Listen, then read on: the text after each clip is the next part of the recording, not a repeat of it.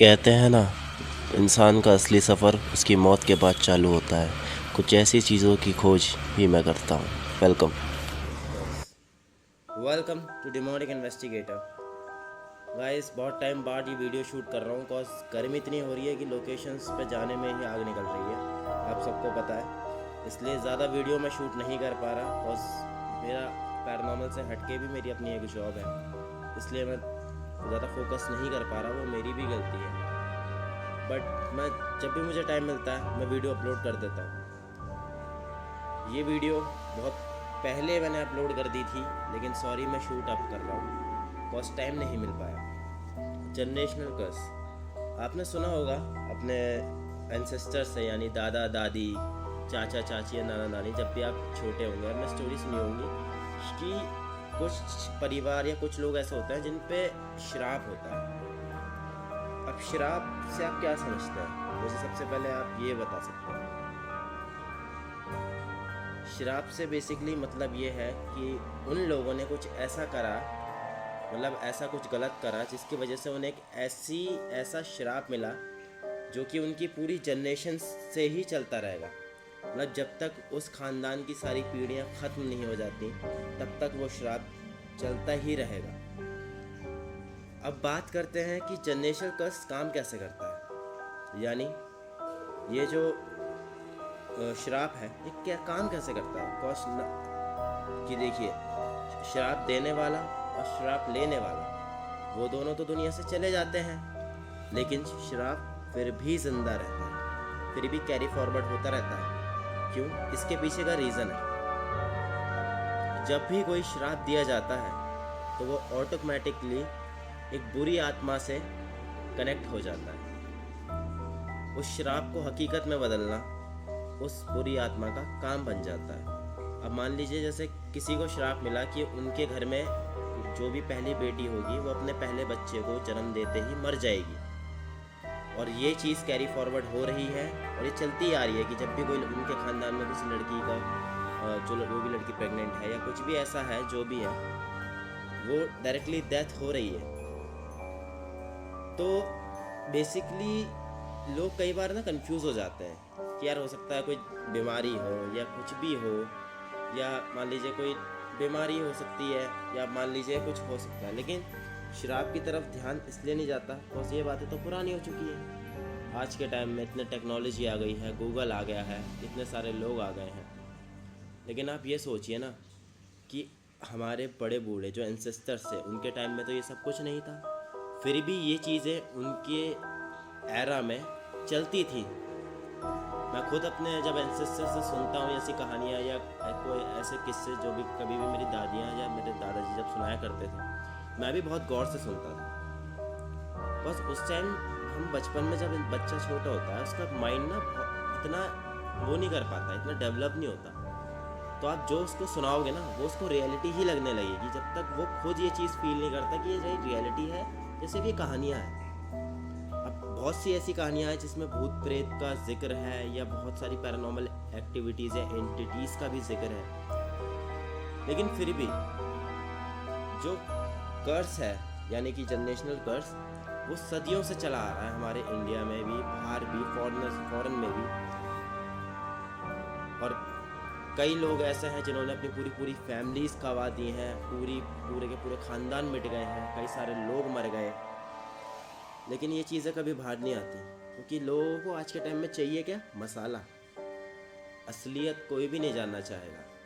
मान लीजिए कल को न्यूज़ आती है कि भाई इस हादसे में इतने लोग मर गए, लोग क्या करेंगे? पढ़ेंगे, अरे बहुत बुरा हुआ, ऐसा नहीं होना चाहिए था, ये तो वक्त का खेल है, ये बातें करके दबा दिया। फ़र्क किसको पड़ेगा? जिसने अपना बेटा खोया, जिसने अपनी माँ खोई, जिसने अपनी बहन खोई है, जितने भी रिलेटिव हैं उसके ख़ानदान के जो मरे हैं उस एक्सीडेंट में, फ़र्क उसको पड़ेगा और किसी को नहीं पड़ता। जनरेशनल कर्स बहुत टाइम से चला आ रहा है। कभी आपने सोचा है कि आत्मा जो जब स्पिरिट्स एक दूसरे से कम्युनिकेट करती हैं वो किस लैंग्वेज में करती हैं? या आपने सुना होगा कि चुड़ैलें होती थी, चुड़ैलें किस लैंग्वेज में बात करती थी? गाइस, इसका जवाब है थीबन लैंग्वेज। आप गूगल भी कर सकते हैं या आप पूरी की पूरी विकिपीडिया है इंटरनेट पर, आप उससे भी पढ़ सकते हैं। इसमें क्लियरली लिखा हुआ है और मैंने अपनी भी रिसर्च करी है कि जो चुड़ैल है या डायन है या आत्मा या कुछ भी कह लीजिए, जितनी भी एंटिटीज़ हैं ये आपस में कम्युनिकेट करने के लिए थीमल साइंस का यूज़ करती है। पैरानॉर्मल स्टडीज़ और पैरानॉर्मल रिसर्चर्स जितने भी होंगे सबको ये बात पता है, बट जो नॉर्मल लोग होते हैं जैसे जो मेरे व्यूअर्स हैं, जितने भी वीडियो देखने वाले लोग हैं, उन सबको ये बात शायद ही पता हो, बिकॉज इतना गहरा रिसर्च करने का टाइम किसी के पास नहीं है। इतना टाइम सिर्फ उसके ही पास होगा जो कि भाई अपनी फील्ड से प्यार करता होगा और जिसको नॉलेज गेन करने की आदत होगी। जनरेशनल कर्स को ख़त्म करना इतना आसान नहीं होता, बिकॉज जिस स्पिरिट से वो कर्स जुड़ा हुआ है ना, अगर आपको श्राप को ख़त्म करना है तो आपको सबसे पहले उस आत्मा को ख़त्म करना पड़ेगा जिससे वो श्राप जुड़ा हुआ है। अब ख़त्म करने की बात ये नहीं कि आत्मा को ही मार डालोगे, इंसान नहीं है वो। उस आत्मा को पैरेलल डायमेंशन में भेजने का काम चर्चेस करते हैं, बिशप करते हैं और अलग अलग धर्म के अलग अलग संस्थाएं हैं जो इस पर काम करती हैं, इंडिया में भी ऑल ओवर द वर्ल्ड। और जितनी कन्फ्यूज़न लोगों को हो रही है ना इस टाइम की इल्यूमिनाटी की वजह से दुनिया में ये हो रहा है वो हो रहा है, गाइस इल्यूमिनाटी कुछ नहीं है, वो सबसे पहले पैरानॉर्मल इन्वेस्टिगेटर्स थे पूरे वर्ल्ड में। ब्राज़ील के बवरिया शहर में सबसे पहले इल्यूमिनाटी की स्थापना हुई थी। मैं पहले भी बता चुका हूँ, मैं अब भी बता रहा हूँ। इसलिए कहीं भी आप इंटरनेट पे या इल्यूमिनाटी की वीडियो सुनते हैं, जैसे ये साइन बनाते हैं ना लोग, ये वाला, ये ट्रायंगल, ये इल्यूमिनाटी का साइन है, लेकिन इसका ये मतलब नहीं कि ये लोग शैतान की पूजा करते हैं। अगर मैं ये बना रहा हूँ तो इसका मतलब ये नहीं है कि मेरे घर में या तो शैतान की पूजा हो रही है या कुछ भी हो रही है। लोग शैतान की पूजा भी करते हैं क्योंकि लीगल है। सैटानिक चर्च है लंदन में, जहाँ पे बहुत सारे सुपरस्टार्स ऑलरेडी जाके आ रखे हैं, लाइक हनी सिंह। और हनी सिंह का आपने इंटरव्यू पढ़ा होगा, सुना भी होगा, देखा भी होगा, उन्होंने खुद बोला है, वो खुद भी जा चुके हैं। गाइस ज़रूरी नहीं है हमेशा भगवान ही आपकी मदद करे या हमेशा घर वाले आपका साथ दें। कभी कभी कुछ एंटिटीज़ भी ऐसी होती हैं जिनको आपकी मदद की ज़रूरत होती है, पर इंसानों के पास टाइम ही कहाँ रह गया आज के टाइम में। हम अपने अंदर से अगर फ्री हो पाएंगे तभी तो दुनिया की सोचेंगे।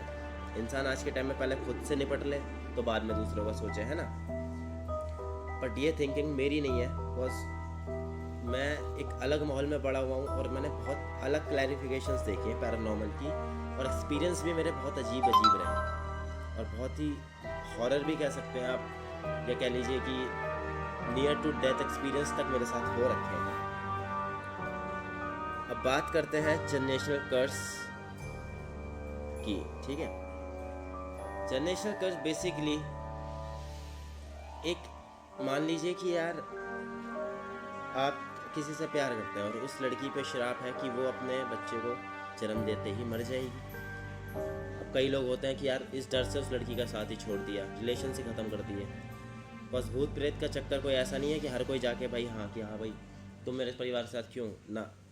इस केस में तो यह है कि वो आप पे हमला कर सकती है, आप उसको ना देख सकते, ना छू सकते, ना कुछ भी नहीं कर पाओगे, पर वो आपको पूरा ख़त्म कर सकती है। आपका, मैं कह रहा, लाइफ ही एंड कर देगी अगर आप चाहो तो। इसलिए कहा जाता है कि एंटिटीज़ से जितना दूर रहो, जितना पैरानॉर्मल से आप ना, अगर आपके अंदर गट्स नहीं है और आपके पास प्रॉपर नॉलेज नहीं है तो पैरानॉर्मल की फील्ड में एंटर मत करना, बिकॉज इसमें पैरानॉर्मल स्टार्ट ही वहीं से होता है जहाँ से साइंस ख़त्म हो जाती है।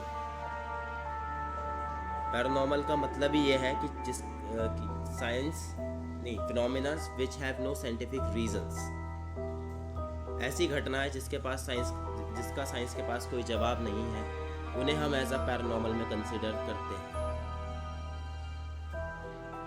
नई वीडियो मेरी बहुत जल्दी अपलोड होगी मेरे चैनल पे, मेरे साथ बने रहिएगा। फिलहाल आप देख सकते हैं बहुत ज़्यादा गर्मी हो रही है।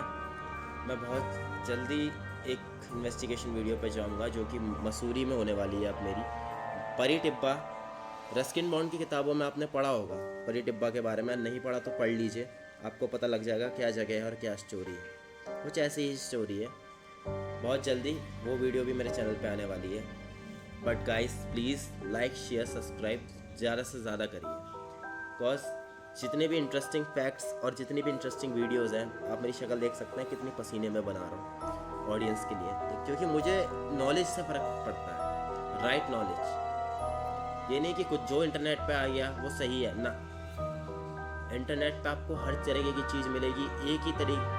मान लीजिए इंटरनेट पे आपने साड़ी लिखा, इंटरनेट आपको रेड साड़ी लिख दिया आपने, ठीक है, इंटरनेट पे आपको 10 साइट ऐसे दिखा मिल जाएंगी जिस पे रेड साड़ी होगी और अलग अलग रेट होंगे और अलग अलग व्यूज़ होंगे, अलग अलग रीजंस होंगे। क्यों? कॉज जो गूगल है वो खाली एक सर्च इंजन है। गूगल का काम है कि जो आर्टिकल्स गूगल पे पड़े हुए हैं उन्हें आपके सामने ला के रखना। ये नहीं कि गूगल अपने पास से कोई भी इंफॉर्मेशन जनरेट नहीं करता है। हम जैसे लोगों के द्वारा डाले गए आर्टिकल्स को हमारे सामने कॉम्प्लेक्स करके लेके आता है गूगल। ये है। बने रहिए मेरे साथ मेरे चैनल पर, like share subscribe to demonic investigators. तब तक के लिए good bye, happy haunting and ध्यान रखिएगा अपने फैमिली मेम्बर्स का।